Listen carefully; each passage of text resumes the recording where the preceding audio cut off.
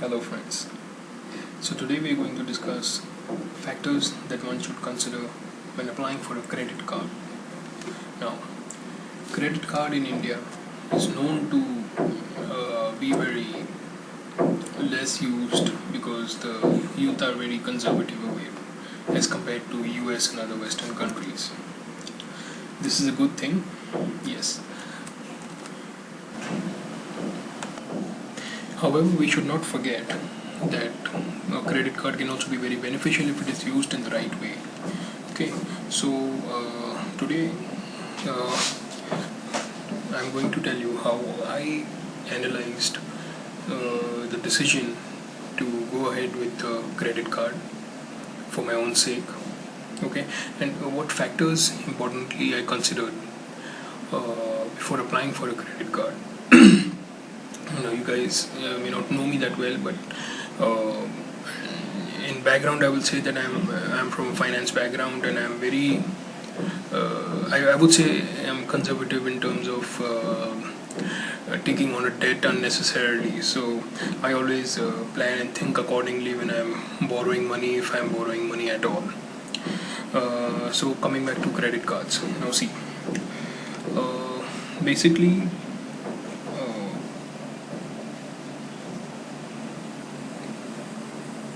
we all should know that what benefits a credit card gives. Now, first of all, the main benefit, I'm not talking about the offers over here that are limited time period offers. Credit card gives you free money for 45 days. All credit card companies have a billing cycle of 45 days. So something you spend on the first, you have to pay next month's 15th. So that's a free cycle, and this goes month on month. So what happens with this is that you tend to save a lot of money if you see overall, especially when your spending and all that is high. Then it is just money that is there available, and you don't have to use your own money in the immediate term. Yeah. So so first thing I'm going to talk about, or the first criteria that we can say, is the cost. Now, what we have to look at is the cost of the credit card. Now, most of the credit card companies, I had gone through a lot of credit card companies and their details and the websites, and even some aggregators which deal with all credit cards, some of their websites. So what I learned and what I understood is that a minimum credit cards nowadays, they charge an annual fee of 2,500 rupees. It can be even up to 5,000, or the higher ones are even going for 10,000 rupees, and people are paying for it. That's what I'm being told. Yeah. So of course this is a cost for us. If you're going to save in interest that much money during the whole year, right, and then you just give it as an annual fee, it does not make sense. If they're giving you points, but at the same time they're taking away money from you every month, or at the end of the year annual charges, then it does not make sense. So especially in my case, what was happening is my private bank currently has a scheme going on whereby they're offering credit card for free for lifetime. That means there's going to be no annual charge during the lifetime of the credit card. So this was one of my major reasons to opt for a credit card with this company. So even when you're evaluating for yourself, your bank may be having some offer or some scheme like this. You always have to look at the cost. You always have to look at the terms and the conditions. They call it the MITC, most important terms and conditions.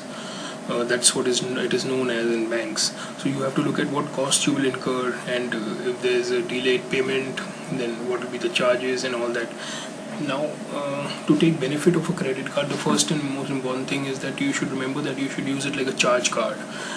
Charge card is something where you're not allowed to take your balance forward to the next months. It's like if you spend money through the month of July.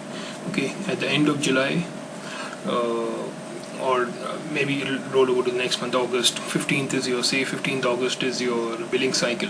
You're supposed to pay the full amount on 15th August. So what this essentially does, especially for salary people and those who are earning regular income, regular monthly income, is that whatever you spend, you pay at the end of 45 days. So this way you're using the money free for 45 days, and no liability and no penalty or no financial obligations towards credit card companies. Yeah, so like I said, the first one was cost that we considered, and after so I'm going to discuss these different factors with you. And what I had done in my case was I had made a points and weights system. I was giving points to each of these factors, and then I was assigning weights to each of them, and then whatever was the total, I would compare it with services by another card company. Okay, so the second point that I come to now is accessibility. The first one is cost, the second one is accessibility. Now, accessibility, what I mean by accessibility, see, nowadays if you have an account, a savings account, a salary account with your bank, then you can apply for a credit card online. You just have to press a few clicks, and then they're going to either approve it or not approve it. So but in my case, I wanted to put a face on this transaction. Basically, I wanted to put a face on this application for credit card. I wanted to meet somebody organically, somebody who is responsible for it, somebody who can answer my calls. On the internet, it's just click a button and then you keep calling those automated teller machines. They answer your calls and stuff like that. I wanted some person who could take responsibility for it. So I approached my nearest branch that was available, and I went there and I asked for the credit card manager or somebody I could speak to from credit card department. And it was nice because they introduced me immediately to somebody. That person guided me through the terms and everything, the benefits and all that. I had a nice chat with him, and I was comfortable. I was warm with the idea, and I could finally trust somebody. I could call up and follow up with him or something like that. Yeah.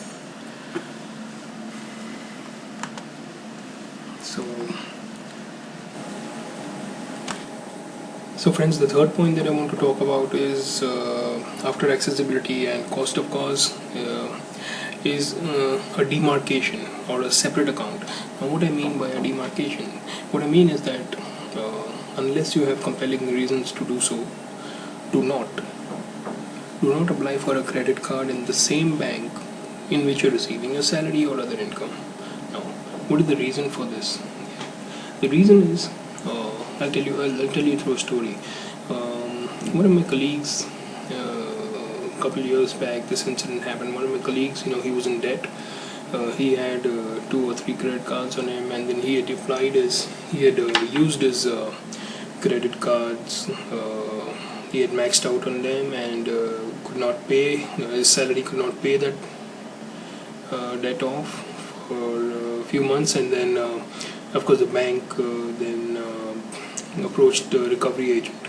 Now, this recovery agent used to call this person daily, which is very normal. I think people have heard about that. But what astonished me really, this person used to sit right next to me, so I could hear what he was saying, and then he used to discuss his problems with me, so I could understand. So what this recovery agent did once, it was I think the first of the month, and this person receives the call early in the morning, and then the recovery agent speaks to him in a rough language, like always. So the recovery agent tells him that you know what, you got I've just seen that you've got a credit of salary in your salary account, and I want you to divert the whole salary into the paying off your credit card debts. And what astonished or what shocked me was that, I mean, isn't this some kind of like is a big privacy issue, right? I mean, somebody looking at your literally spying on your salary account, on your savings account, and then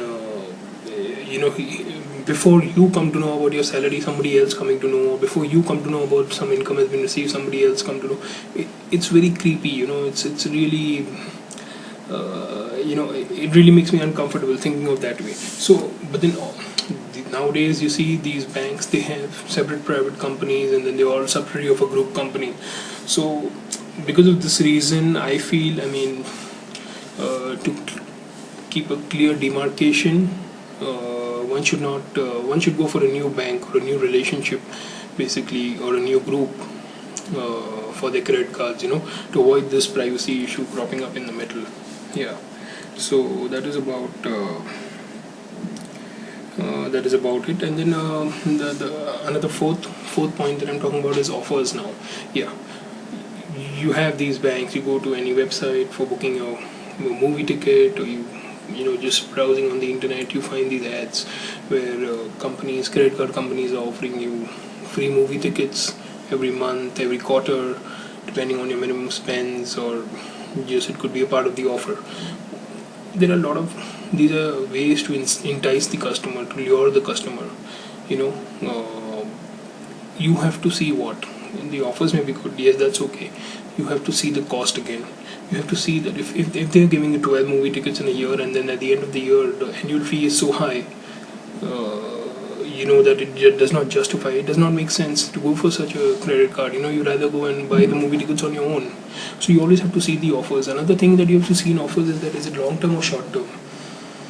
What I mean by that is, normally when you join a new credit card company, they will woo you like a rock star in the first year, and then after that it's like it's okay, the offers are pulled away, the charges increase and all that. So you should be very careful about that. If the short-term charges, the short-term offers should not be, you should not base your decision on short-term offers. That is what is important. You have to look at what the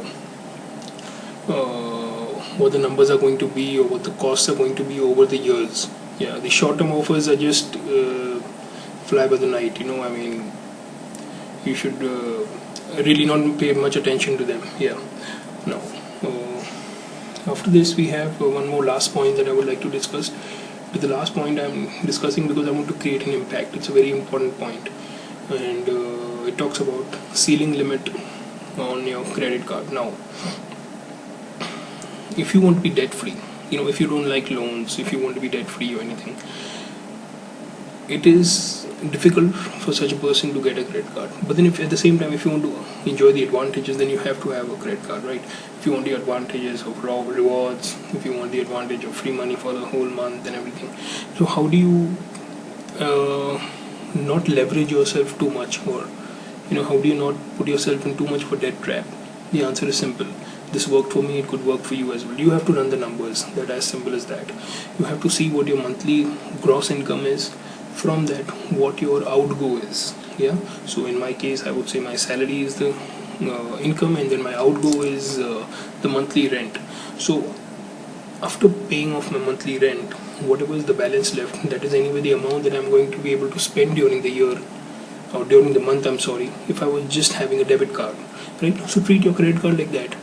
Just ask the bank to reduce your ceiling limit to your net disposable income. Net disposable income could be different for all, but like I said, in my case, you just remove the major chunk expenditures that you normally wouldn't pay with a credit card, of course. And now, what is the reason why I say 1 month? See, the reason behind taking 1 month's salary, or the 1 month's net disposable salary, 1 month's net disposable income in your hand as the ceiling limit for credit cards, is because generally in case of employment contracts, there is a notice period of 1 month. So in the worst case scenario, mind you, I don't mean to be harsh or anything, but in the worst case scenario, if your company is to terminate you from your position, they will still have to pay you that 1 month's salary, right?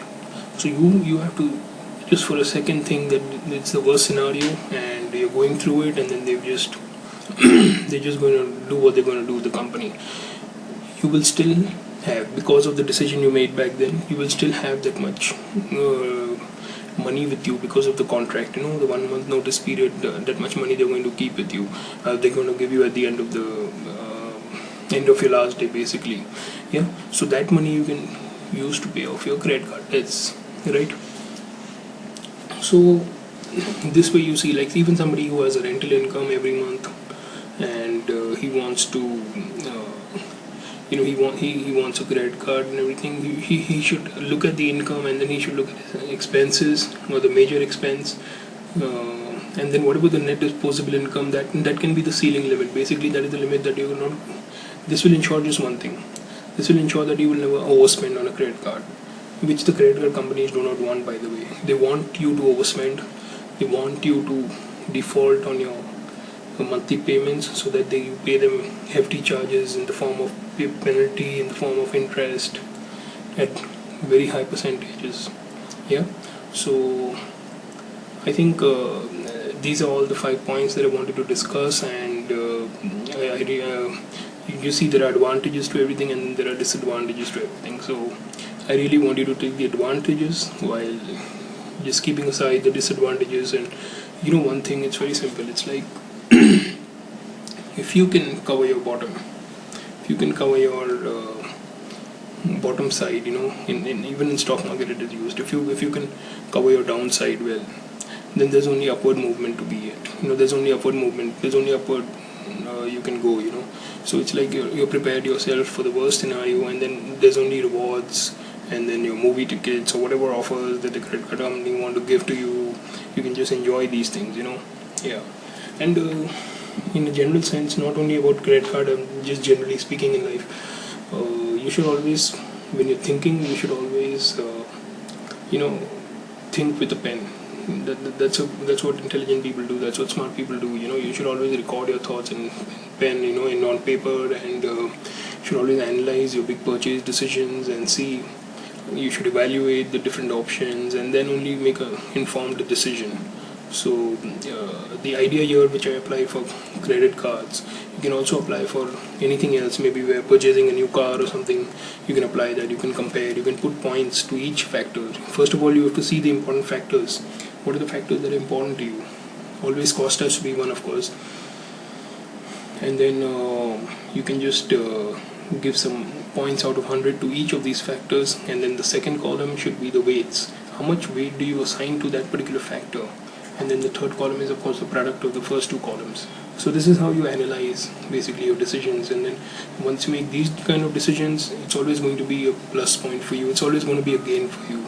With that note, thank you very much. I'm going to go now. Bye. See you soon.